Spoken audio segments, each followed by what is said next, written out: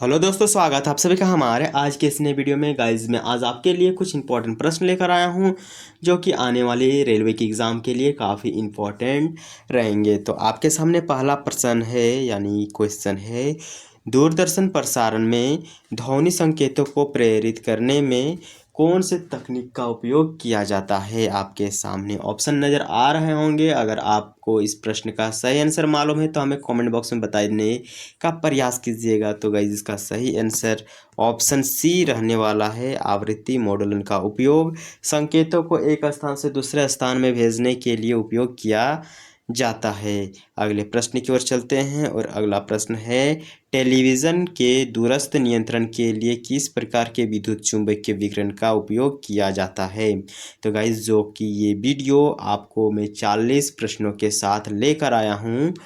आप इस वीडियो के अंत में हमें ज़रूर बताने का प्रयास कीजिएगा कि आप 40 में कितने प्रश्नों को सही कर पाए हैं, क्योंकि आरआरबी टेक्नीशियन में आपको साइंस में मैक्सिमम प्रश्न देखने को मिलेगा, इसलिए साइंस को कृपया करके आप मजबूत कर लीजिए। तो इस क्वेश्चन का सही आंसर ऑप्शन बी रहने वाला है, अवरक्त किरणें। तो विद्युत चुम्बकीय विकिरणों में अवरक्त किरणें का उपयोग जो है ये टेलीविज़न के दूरस्थ नियंत्रण के लिए हम उपयोग करते हैं। अगले प्रश्न की ओर चलते हैं। अगला प्रश्न है कि निम्नलिखित में से कौन सा विद्युत चुम्बकीय विकिरण जो है टेलीविज़न के दूरस्थ नियंत्रण के लिए प्रयोग में लाया जाता है। सेम अगला प्रश्न जो प्रश्न अभी हमने किया वही प्रश्न को मैं थोड़ा शब्दों में फेर बदल करके आपके सामने लाया हूं, ताकि एग्ज़ाम हॉल में आपको किसी प्रकार का प्रॉब्लम क्रिएट ना हो। तो इसका भी जो कि ऑप्शन नंबर बी ही सही होने वाला है, अवरक्त किरणें। अगले प्रश्न की ओर चलते हैं। एक जो टीवी सेट है उसको चलाने के लिए निम्नलिखित में से किस एक टीवी रिमोट जो नियंत्रण है इकाई है उसका उपयोग किया जाता है। तो ध्वनि तरंग हो गया, चुंबकीय विकिरण हो गया, या फिर रेडियो तरंग हो गया। तो ये भी काफ़ी इम्पोर्टेंट प्रश्न है, क्योंकि अभी मैंने जितना भी प्रश्न आपके सामने लेकर आया हूँ सभी किसी न किसी तरंग से संबंधित हैं, और ये आपको जान लेना आवश्यक है कि जो हमारे घर में टीवी चलता है या फिर जो हम मोबाइल से इंटरनेट यूज़ करते हैं ये सब तरंग के माध्यम से ही संचालित हो रहे हैं। तो ये भी बोल रहा है कि एक टीवी जो रिमोट है वो किसके द्वारा उपयोग किया जाता है। तो ध्वनि तरंग, प्रकाश तरंग, सूक्ष्म तरंग या फिर रेडियो तरंग। तो आप लोगों में से बहुत को पता होगा कि जो रेडियो तरंग है इसी का उपयोग किया जाता है। अगले प्रश्न की ओर चलते हैं। मनुष्य के लिए जो शोर की एक सीमा करीब करीब कितनी होती है, कि एक जो मनुष्य कितना डेसिबल तक शोर कर सकता है। तो इसका सही आंसर ऑप्शन ए रहने वाला है। 85 डेसिबल जो है इतना एक मनुष्य शोर करता है। ठीक है, अगले प्रश्न की ओर चलते हैं और अगला प्रश्न है, एक जो टेप रिकॉर्डर होता है जो कि अभी वर्तमान में हमें देखने को नहीं मिल रहा है, ये 1900 का ज़माने का टेप रिकॉर्डर का बात कर रहा है, तथा एक ध्वनि तंत्रों पर जो अंकित पद है उसका डॉल्बी बी अथवा डॉल्बी सी किस नियंत्रित करता है, किसे नियंत्रित करता है। तो डॉल्बी एटमॉस अभी बहुत सारे मोबाइल में देखने को मिल रहा है, उसी डॉल्बी से अभी ये प्रश्न हमें देखने को मिल रहा है कि जो टेप रिकॉर्डर है या अन्य ध्वनि के जो तंत्र है उसमें जो अंकित पद है जिसे डॉल्बी बी कहा जाता है या डॉल्बी सी कहा जाता है, ये किससे निर्देशित करता है। आयाम मॉडुलस तंत्र से, आवृत्ति मॉडुल तंत्र से, या रब हास्य परिपथ से, डी एसी और डीसी शक्ति प्रयोग में लाई जा सकती है। तो इसका सही आंसर अगर आपको पता है तो ज़रूर बताइएगा। तो गाइस इसका सही आंसर ऑप्शन सी है, रब ह्रास परिपथ से। अगले प्रश्न की ओर चलते हैं। अगला प्रश्न है, किस स्तर यानी डेसिबल से अधिक की ध्वनि हानिकारक ध्वनि प्रदूषण कहलाती है। यानी आप लोगों में से बहुत ऐसे छात्र हैं जो कि ध्वनि को एक प्रदूषण के रूप में मानते हैं। जब हमारे गांव में आसपास में कहीं पर भी डीजे बजता है तो हम बहुत ज़्यादा इरिटेट हो जाते हैं। तो आपको बताना होगा कि आखिर कितने स्तर यानी कितने लेवल की ध्वनि को हम ध्वनि प्रदूषण कहेंगे। तो इसका सही आंसर ऑप्शन सी रहने वाला है। 80 डेसिबल की से अधिक जो ध्वनि है उसी को हम ध्वनि प्रदूषण मानते हैं। अगले प्रश्न की ओर चलते हैं कि टेलीविज़न प्रसारणों में जो श्रव्य यानी सुनने वाले संकेतों को प्रेरित करने के लिए उपयुक्त तकनीक है। आपके सामने ऑप्शन है गाइस, जल्दी बताने का प्रयास कीजिए, क्योंकि टेलीविज़न में जो हम सुनते हैं आवाज़ को, उसके लिए हम किस तकनीक का उपयोग करते हैं। ऑब्वियसली हमें पता है कि जो आवृत्ति मॉड्यूलेशन है या आवृत्ति आरोपण है, इसी का हम उपयोग करते हैं। इसी तकनीक के माध्यम से हम सुन पाते हैं। दूरसंचार के लिए उपयुक्त तरंग कौन सी है? इंफ्रारेड, दृश्य प्रकाश, अल्ट्रावायलेट या फिर माइक्रोवेव। तो माइक्रोवेव जो कि इसका सही आंसर है, क्योंकि दूरसंचार बहुत ही दूरी पर स्थित होता है और इसके लिए हमें माइक्रोवेव का सहायता लेना पड़ता है। अगले प्रश्न की ओर चलते हैं कि ध्वनि के जो पुनर्उत्पादन के लिए एक सीडी यानी जो उस ज़माने में हुआ करता था गोल टाइप का, उसी सीडी का यहाँ पर बात किया जा रहा है, जिससे कॉम्प्लेट डिस्क भी कहा जाता है। यानी कॉम्प्लेट डिस्क का फुल फॉर्म होता है सीडी। तो ध्वनि के पुनरुत्पादन के लिए एक डीसी ऑडियो प्लेयर में उपयुक्त होता है। क्या उपयुक्त होता है आपको बताना है। तो इसमें जो कि लेयर बीम का उपयोग किया जाता है। अगले प्रश्न की ओर चलते हैं। मनुष्यों के लिए मानक ध्वनि स्तर कौन सा है? यानी मनुष्य कौन से ध्वनि के जो स्तर है यानी लेवल है उसको वो आसानी से सुन पाता है। तो अभी हमने देखा कि जो 80 डेसिबल है वो एक प्रदूषण ध्वनि का संकेत है, लेकिन मनुष्यों के लिए जो बेस्ट ध्वनि का स्तर है वो है 60 डेसिबल। ठीक है। अगले प्रश्न की ओर चलते हैं कि जो कॉस्मिक किरणें होते हैं उसके संबंध में निम्नलिखित कथनों में से कौन सा कथन सही नहीं है? तो इसकी जो तरंगदैर्घ्य है बहुत छोटी होती है। ये विद्युत चुंबकीय तरंगे होते हैं। ये बहुत अधिक ऊर्जा वाले आवेशित कणों से बनी होती है। ये सूर्य से उत्पन्न होती है। तो इसका सही ऑप्शन जो कि बी रहने वाला है, ये विद्युत चुंबकीय तरंगे होते हैं। अगले प्रश्न की ओर चलते हैं। अगला प्रश्न है कि जो प्रासर्वित तरंग है वो उत्पन्न करने के लिए किसे उपयुक्त किया जाता है? तो प्रासर्वित तरंग को उत्पन्न करने के लिए हम किसकी सहायता या हेल्प लेते हैं? ऑप्शन आपके सामने नज़र आ रहा है। तो ऑप्शन सी इसका सही आंसर है। दाब विद्युत पदार्थ का उपयोग लिया जाता है प्रासर्वित तरंग को उत्पन्न करने के लिए। अगले प्रश्न की ओर चलते हैं। प्रासर्वित तरंग में प्रासर्वित तरंग वे ध्वनि है जिसकी आवृत्ति कितनी होती है? यानी वे ध्वनि जो कि हम सुन नहीं पाते हैं उसी को हम कहते हैं प्रासर्वित ध्वनि। तो आखिर उसकी आवृत्ति फ्रीक्वेंसी कितनी होती है ये आपको बताना है। तो 20,000 हर्ट्ज से अधिक अगर इसकी आवृत्ति फ्रीक्वेंसी होती है तो उसे हम सुन नहीं पाते हैं, वे हमारे कान के लिए हानिकारक होता है।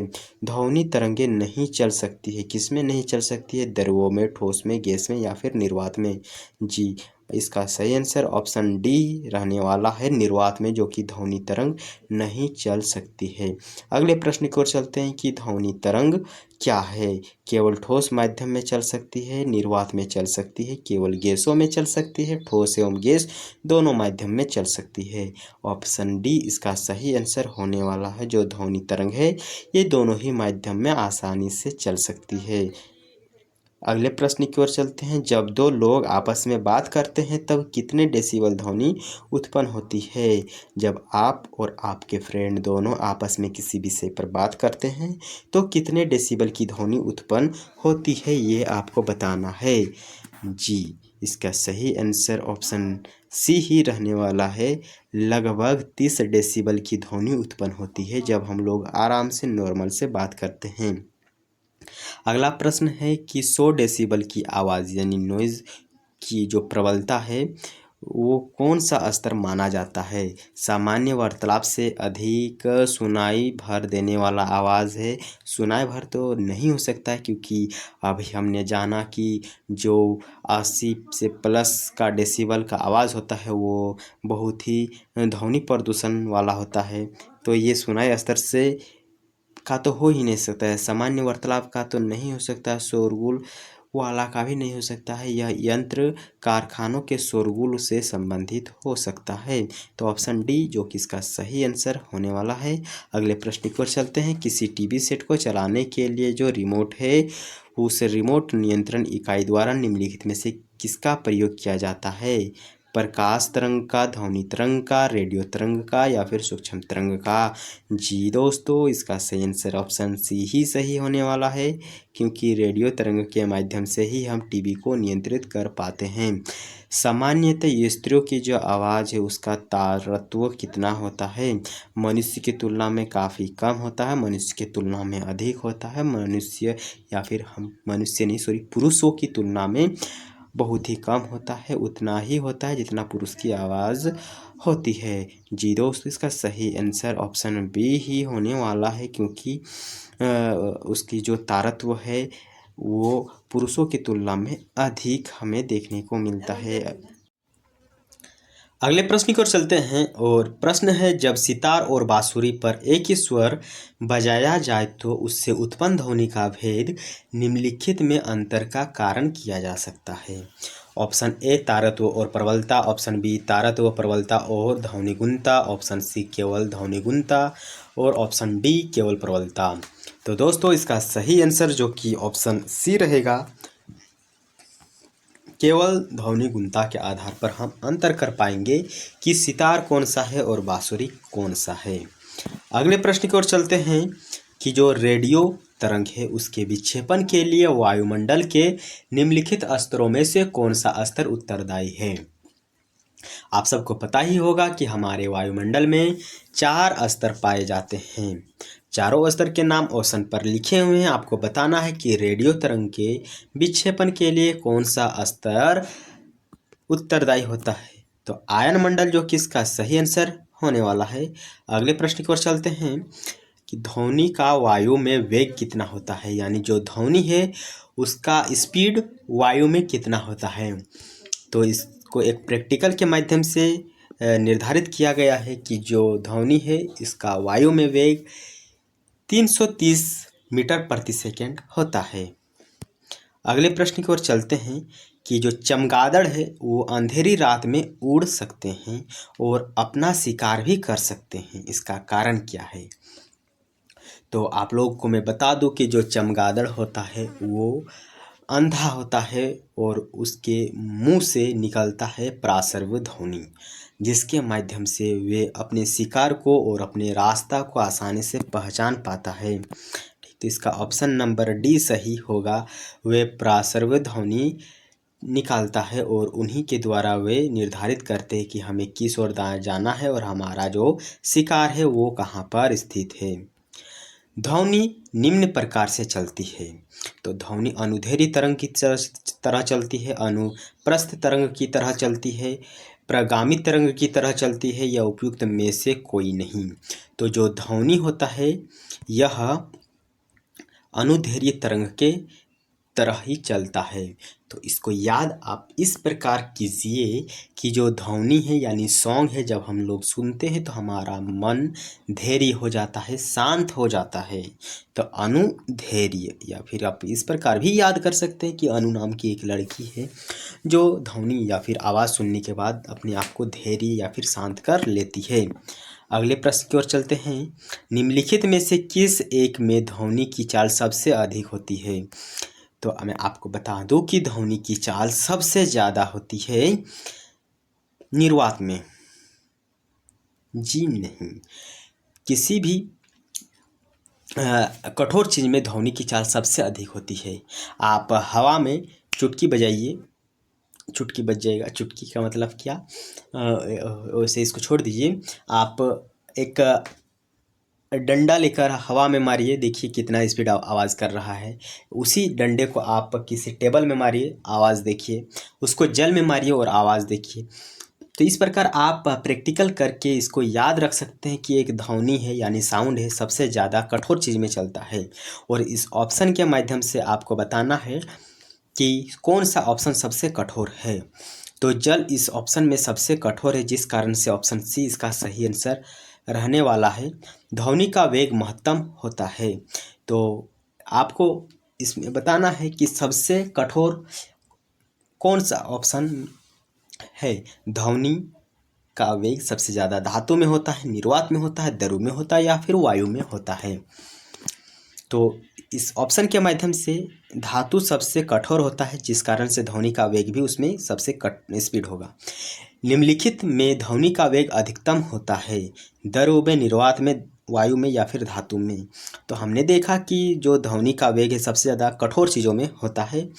तो ऑप्शन डी इसका सही आंसर रहेगा। अगला प्रश्न है कि नज़दीक आती रेलगाड़ी की सीटी की आवाज़ बढ़ती जाती है जबकि दूर जाने वाले रेलगाड़ी के लिए घटती है। यह जो फिनोमिना है किस चीज़ का उदाहरण है। रमन प्रभाव का, या फिर काफ्टन प्रभाव का, डॉपलर प्रभाव का, या फिर जूल थॉमस प्रभाव का। तो डॉपलर प्रभाव का जो कि ये इफ़ेक्ट है, आपको जब भी कोई भी साउंड नज़दीक आते ज़्यादा सुनाई दे तो आप लोग याद रखिएगा कि ये डॉपलर प्रभाव का ही इफ़ेक्ट है, फिनोमिना है। जो सोनार है इसका उपयोग हम कहाँ करते हैं और इसमें किस तरंग का उपयोग किया जाता है आपको बताना है, क्योंकि इस प्रश्न को हम पिछले कक्षाओं में कर चुके हैं।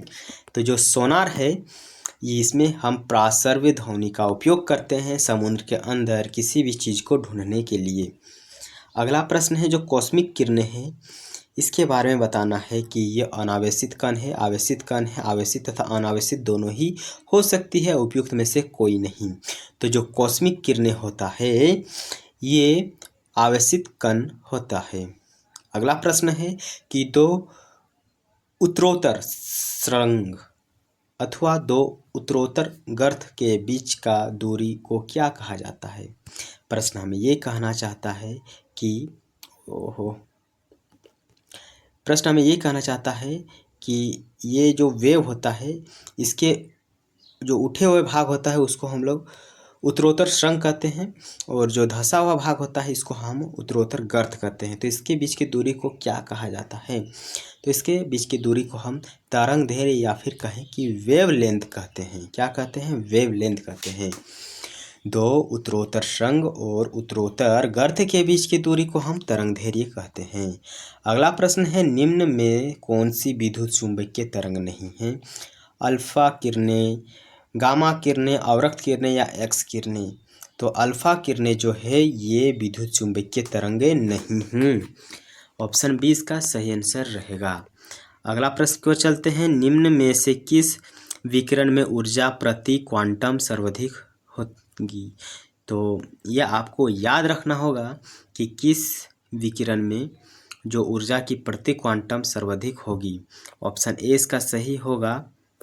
अगले प्रश्न की ओर चलते हैं, लगभग 20 डिग्री सेल्सियस के तापमान पर किस माध्यम में ध्वनि की गति अधिकतम रहेगी। तो ग्रेनाइट, हवा, पानी या फिर लोहा। तो अभी हमने देखा कि जो ध्वनि है ये सबसे ज़्यादा ठोस माध्यम में चलती है, तो इसका ऑप्शन डी सही रहेगा। अगला प्रश्न, ध्वनि तरंग की सबसे तीव्र प्रगमन होती है। फिर वही प्रश्नों को शब्दों में परिवर्तन कर मैं आपके सामने लाया हूँ। ऑप्शन बी इसका सही आंसर रहेगा। ठोस में ध्वनि की गति स्पीड होती है।